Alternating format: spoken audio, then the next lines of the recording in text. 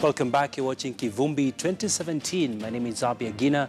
We continue to keep you up to date with the stories making headlines across the world. And we are still keeping an eye at the Supreme Court, where we're expecting the NASA lawyers to file the petition today. And we'll be giving you the latest from that end. But over and above that, we'll also be giving you the new developments in the business world.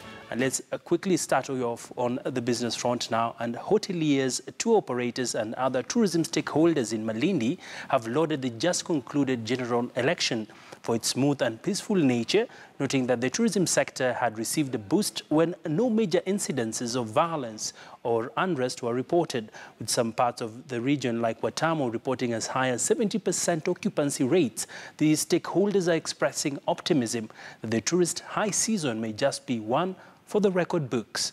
Ashley Mazuri has more. In various parts of Watamu, hotels began receiving foreign tourists in large numbers, even before the elections began.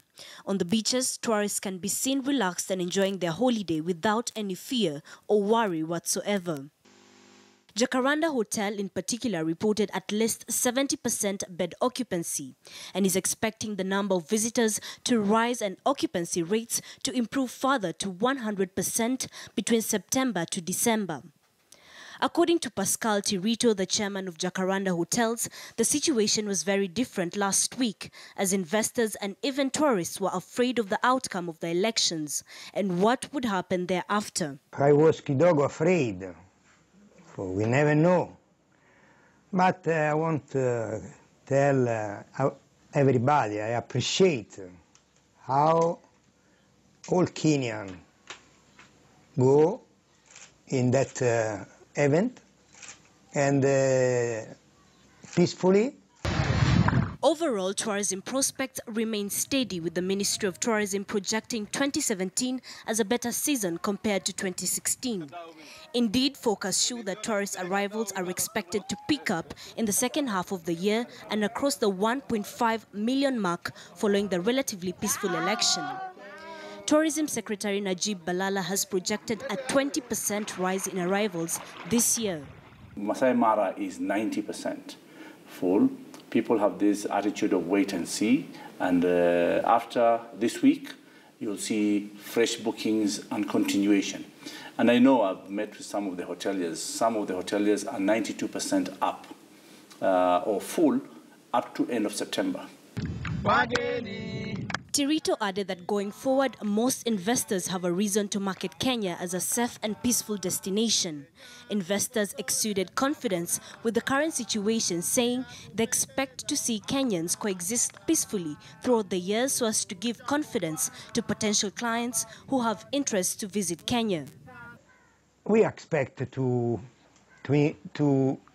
put more rotation, and I think the tourism will increase, the Italian tourism will increase.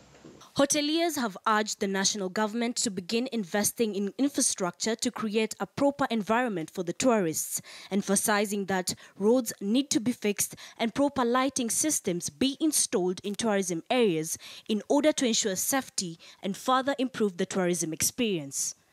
Ashley Mazuri, KTN News. Quite refreshing news there. Let's move on now. Listed property company Housing Finance Group has posted a 74% drop in its half-year net profits. The significant dip saw after-tax profits stand at 159 million shillings, which was linked to a drop in interest income. For the period under review, total interest income declined by nearly 18.2% to 3.68 billion shillings, down from 4.497 billion shillings recorded in 2016. Total operating expenses increased by 8.6% on the back of increased provisions for the non-performing loans. Non-performing loans increased during the period to 7.914 billion shillings from 5.363 billion shillings in 2016 due to stalled property transactions at the Lands Office and unfavorable macroeconomic conditions. According to the companies, the dismal performance is attributed to the prevailing impact of the interest rate, capping law and the unfavorable macroeconomic environment that resulted in a significant drop in interest-related income and an increase in the interest-related expenses. Customer deposits declined by 6% to 37.35 billion, down from 39.752 billion shillings recorded in 2016. Loans and advances to customers also decreased by 1.3% from 53.46 billion in 2016 to 52.7 billion. The liquidity position improved to 26.4% in 2017, up from 21.77% in a similar period. The group's managing director, Frank Ireri, is optimistic that the group's performance for the second half of the year will be positive as the property conveyance processing at the Ministry of Lands Registry is expected to normalize. The long delays previously experienced have started to decline. Well, that's the latest we have on the front, on the business front, actually. And let's get into that conversation where we are seeing a number of new faces that will be coming into Parliament. At least 80% of politicians who served in